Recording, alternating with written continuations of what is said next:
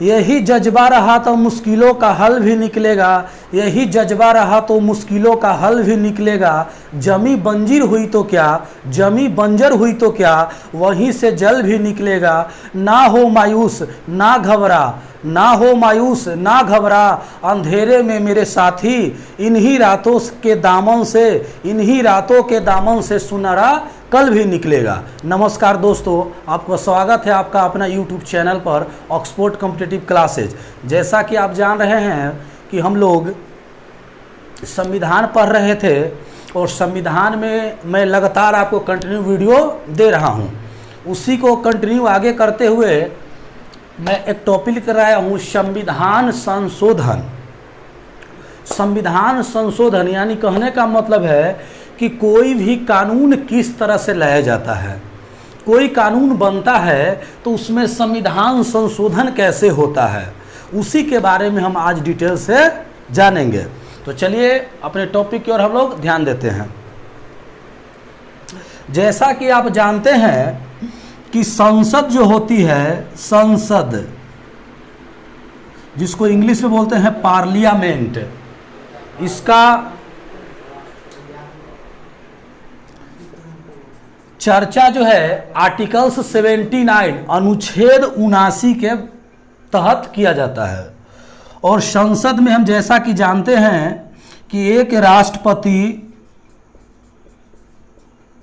दूसरा एक सदन है लोकसभा और एक सदन है राज्यसभा।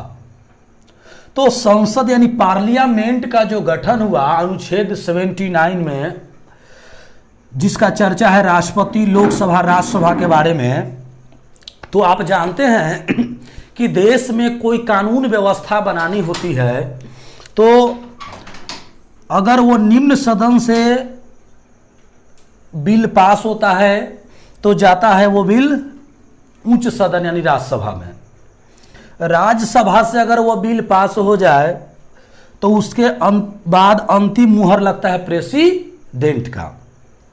तो जो लोकसभा और राज्यसभा से जो कानून बनता है उसका कंडीशन क्या है? कहने का मतलब है कि आखिर लोकसभा का जितना भी कुल सीट है, राज्यसभा का कुल सीट है, उसका कितना सदस्य लोग सहमति देते होंगे कोई बिल पर, तो वो बिल वहां से पास होता होगा। इसके बारे में जानेंगे। तो इसी के बारे में बताया गया। संविधान संशोधन जो है 3 प्रकार का यहां हमने लिखा है, 2 और 3। एक लिखा है साधारण से, आगे मैं बताऊंगा क्या है साधारण। विशेष बहुमत से लिखा हुआ है। उसके बाद लिखा हुआ विशेष बहुमत एवं आधे से अधिक राज्यों का समर्थन चाहिए। तो आपने देखा कि संसद में कोई कानून बनाने के लिए एक सदन से दूसरे सदन में और दूसरे सदन के बाद राष्ट्रपति का अंतिम मुहर लगता है, सिग्नेचर होता है और कानून बनता है। तो राष्ट्रपति का जो है मुहर, राष्ट्रपति का सिग्नेचर हर कानून में अति आवश्यक है।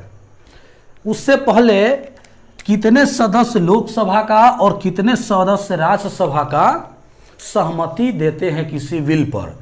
तो जैसा कानून होता है, कोई कानून कठिन प्रक्रिया है, कोई कानून बनाने का सरल प्रक्रिया है, तो जैसा कानून होता है, जैसा आपका संशोधन होता है, उसके आधार पर प्रक्रियाएं अपनाई जाती है। तो हम लोग देखेंगे कि संविधान संशोधन जो है किस प्रकार से होता है। तो सबसे पहले मैं ऑब्जेक्टिव क्वेश्चन के बारे में डिटेल्स देख लें कि डायरेक्ट एग्जाम में पूछ लिया जाने वाला प्रश्न क्या है। तो पूछेगा कि संविधान संशोधन, संविधान का कितने भाग में इसका चर्चा है? तो भाग 20 में इसका चर्चा है। तो 1 नंबर का क्वेश्चन आपका यहीं से बन गया कि संविधान संशोधन जो है भाग 20 के तहत इसकी चर्चा की गई है। दूसरा क्वेश्चन इसमें आ सकता है कि आर्टिकल्स, जिसको अनुच्छेद बोलते हैं, तो संविधान संशोधन किस अनुच्छेद के तहत है, किस अनुच्छेद में इसका विवरण है, चर्चा है। तो अनुच्छेद 368 यानी 368 अनुच्छेद में संविधान संशोधन का चर्चा है। और यहाँ लिखा है स्रोत।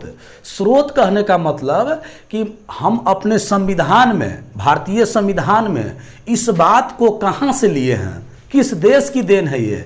तो स्रोत यानी कहने का मतलब कि जो हम ये लिए हैं अपने संविधान में वो दक्षिण अफ्रीका से लिए हैं। जैसा मैं एक बात रिपीट कर दूं कि मैं बताया था पिछले आपको क्लास में कि 1935 का जो एक्ट था उससे 75% बातें हम अपने संविधान में शामिल किए थे, और जो बातें बच गई थी वो 25% बातें जो है हम लोग विदेशों से लिए, यानी अन्य देशों से हम लोग लिए। तो वही अन्य देशों कहने का मतलब है कि दक्षिण अफ्रीका से संविधान संशोधन जो है हम लोग के देश में ये शब्द शामिल किया गया है।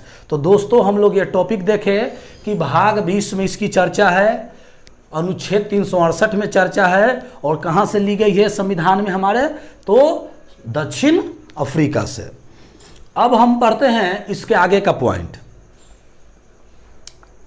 चलिए, तो कह रहा है कि साधारण बहुमत।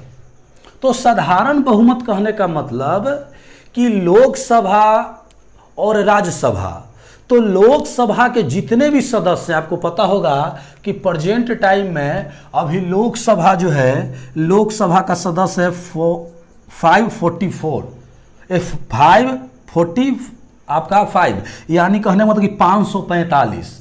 तो अभी 545 सदस्य हैं, जिसमें आपको पता होगा कि चुनाव तो होता है 543 पर ही। 545 सदस्य हैं लेकिन चुनाव होता है 543 पर। दो गो आपका पता है एंग्लो इंडियंस होते हैं। उसी तरह से 245 गो में आपका 238 पर चुनाव होता है, और 12 जो सदस्य होते हैं वो राष्ट्रपति द्वारा चुन लिए जाते हैं। और लोकसभा में राष्ट्रपति द्वारा 2 व्यक्ति चुने जाते हैं, और राज्यसभा में 12। अगर पूछे टोटल संसद में तब 12 और 2 14। एसएससी का पेपर मैंने देखा प्रीवियस ईयर, उसमें क्वेश्चन पूछा था कि संसद में टोटल कितने सदस्य को मनोनीत करते हैं राष्ट्रपति, तो 2 गो लोकसभा और 12 में राज्यसभा, तो 12 2 14, यानी निम्न सदन 2 और उच्च सदन 12।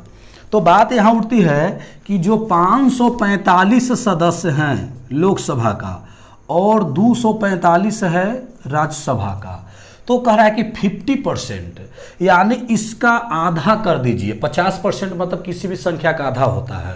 तो जो जितना भी सीट है कुल लोकसभा में उसका 50% आप निकाल देते हैं, और जितना आता है उतना सहमति, उतना सदस्य का हस्ताक्षर होना अनिवार्य है निम्न सदन लोकसभा से। उसी तरह से एक प्रक्रिया इसमें देखेंगे, वही प्रक्रिया कि 50%, तो 245 जो सीट है उसका 50% आप निकाल दीजिए, जितना होगा उतना सहमति वहाँ, मतलब उतना से यहाँ कानून पास करना पड़ेगा, तब जाके निम्न सदन उच्च सदन से पास होगा और राष्ट्रपति की सहमति मिलेगी और वो कानून बनेगा। तो हमने देखा एक प्रक्रिया साधारण, जो सदन का निम्न सदन है उच्च सदन है उसका 50%, 50% से कानून यहाँ पास होता है, बिल पास होता है, तब जाकर वो कानून बनता है राष्ट्रपति की सहमति से। तो अगला देखते हैं, दूसरा कह रहा है कि विशेष बहुमत। जैसा कि आप नाम में भी देख रहे हैं कि विशेष, आप गौर कीजिए इस बात पर कि किसी भी शब्द के आगे विशेष क्यों लगता है। कहीं ना कहीं उसमें कुछ बात जरूर है कि वो विशेष लगता है, यानी अलग एक प्रक्रिया है, अलग एक ढंग है। तो विशेष बहुमत, तो कह रहा है क्या कि लोकसभा का जो 545 सीट हमने देखा अभी, और राज्यसभा का 245 सीट, तो लोकसभा का 545 का 2/3, अब इसका 2/3 से गुना कर दीजिए और इसको कैलकुलेशन कीजिए। करने के बाद जितना आएगा उतना सदस्य का हस्ताक्षर सहमति चाहिए किसी बिल पर लोकसभा से पास होने के लिए।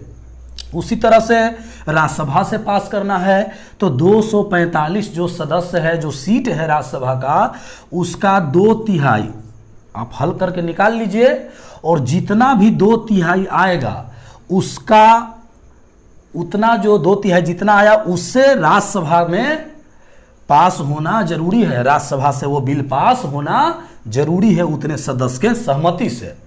तो हम लोग देखें कि विशेष बहुमत यानी कहने का मतलब कि 2/3 कुल सीट का 2/3 से वो सदन से पास करवाना होता है। उसके बाद प्रेसिडेंट राष्ट्रपति का सहमति लिया जाता है, हस्ताक्षर करते हैं राष्ट्रपति अंतिम रूप से, तब जाकर कोई कानून बनता है।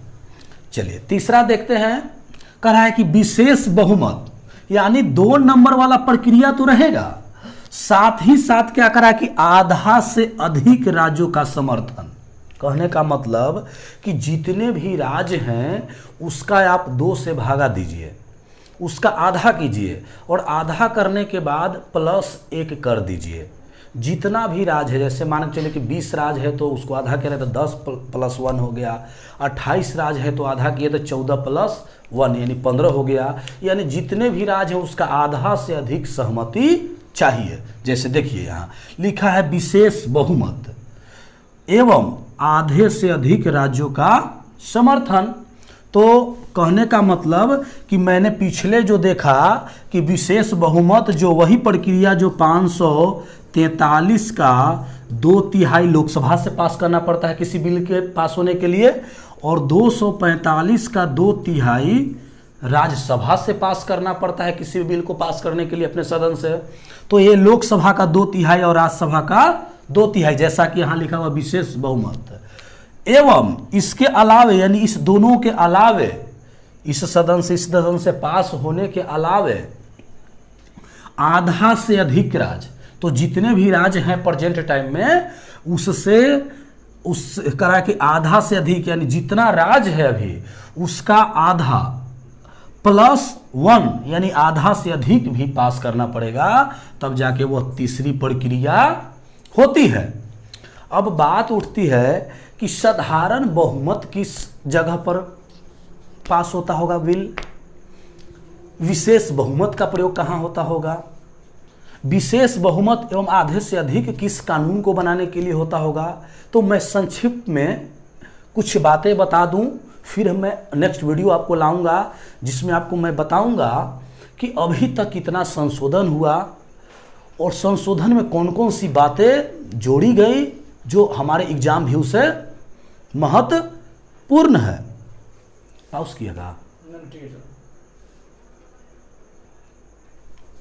तो हम लोग साधारण बहुमत का देखेंगे प्रयोग कहाँ करते हैं। तो कह रहा है कि नए राज्यों का निर्माण करना हो, जहाँ नए राज्य बनाना हो। जैसे आप जानते हैं कि एक राज्य से हटकर दूसरा राज्य बनता है, तो नया राज्य का जब निर्माण करना हो देश में, तो उस जगह पर कानून जो है बनाने की प्रक्रिया क्या होगी, साधारण बहुमत, यानी 50% से लोकसभा और राज्यसभा पास करेंगे बिल को और राष्ट्रपति की सहमति मिलेगी और कानून बनेगा और नया राज्य का गठन होगा। फिर कह रहा है कि राज्य क्षेत्र का सीमा और उसके नाम में परिवर्तन, उसके नाम को बदलना है, परिवर्तन करना है तो प्रक्रिया होगा। फिर कह रहा है क्या इसमें कि संविधान की नागरिकता संबंधी अनुसूचित क्षेत्रों और जनजाति क्षेत्रों की प्रशासन संबंधित तथा केंद्र द्वारा प्रशासित क्षेत्रों का प्रशासन संधि व्यवस्थाएं, ऐसा कानून अगर बनाना हो तो 50%। चलिए देखते हैं दूसरा विशेष बहुमत। यहाँ इसका प्रयोग कहाँ होता है, तो कह रहा है क्या कि न्यायपालिका तथा राज्यों के अधिकारों तथा शक्तियों जैसी कुछ विशिष्ट बातों को अगर छोड़ दिया जाए तो अन्य व्यवस्थाओं में इस प्रक्रिया द्वारा संशोधन होता है। और तीसरा है विशेष बहुमत और आधा अधिक राज्यों का समर्थन। इसमें क्या है, जैसे राष्ट्रपति का निर्वाचन होता है अनुच्छेद 54 के तहत, तो निर्वाचन में कुछ गड़बड़ी हो, निर्वाचन संबंधी कुछ मामले हो, तो ये अब विशेष बहुमत से कोई कानून बनता है। फिर कह रहा है क्या इसमें कि संघ की कार्यपालिका शक्ति का विस्तार करना हो, उसका प्रयोग हम लोग पार्ट 3 देखें, इसमें विशेष बहुमत और आधा राज्य से कर सकते हैं। इसके बाद कह रहा है कि केंद्र शासित क्षेत्रों के लिए उच्च न्यायालय का गठन करना हो, तो इसका प्रयोग होगा 3 नंबर। फिर देखें इसमें कह रहा है कि संघ एवं राज्यों में विधायी संबंधित कुछ बात है, तो इसका प्रयोग करेंगे 3 नंबर। फिर कह रहा है कि संसद में राज्यों का प्रतिनिधित्व क्या होगा, इसके बारे में हम लोग देखेंगे। तो इसका भी 3 में है। संविधान संशोधन की प्रक्रिया संबंधित कोई उपबंध है, उसका भी इसी में है बात। तो हम लोग देखें दोस्तों कि कौन सी प्रक्रिया के तहत संशोधन किया जाता है, कहाँ पर 50%, कहाँ पर 2/3 और कहाँ पर विशेष बहुमत एवं अधिक आधा से अधिक राज्यों का समर्थन। बाकी हम फिर आपको इसके अगले वीडियो जो मैं बनाऊंगा उसमें अभी तक कितना संशोधन हुआ है, किस वर्ष हुआ है, कौन सी बातें उसमें महत्वपूर्ण है, उसके बारे में महत्वपूर्ण बिंदु को हम लोग इम्पोर्टेंट बिंदु को देखेंगे। फिलहाल आज के लिए इतना ही दोस्तों, धन्यवाद।